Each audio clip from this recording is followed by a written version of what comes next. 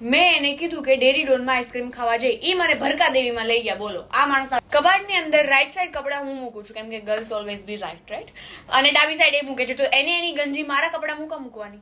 હું મારા પપ્પાને ત્યાંથી સાડી લઈ આવી છું દિવાળીમાં પહેરવા. મેં એને કીધું મેચિંગનો ચણિયો લેતા આવજો. ખાલી એને ચણિયો લેતા શરમ આવે, અમને પહેરતા શરમ નહીં આવતી હોય? દર વખતે મારા ફોન ઈ આખી રિંગ પતી જાય ને પછી ઉપાડે, પછી મારું શું કામ હોય? એની સાઈડ કોકના લગ્ન હોય એટલે આપણે ટીપ ટોપ તૈયાર થઈને જવાનું. મારી સાઈડ કોકના લગ્ન હોય ને એટલે ટાઈમ નહીં મળે, ઓફિસમાંથી રજા નથી મળે, એમ તું એકલી જ આવ. ક્યારે એને મારી જોડે સરખા મોઢે વાત કરી છે? એની બેનું બોલાવે છે મને.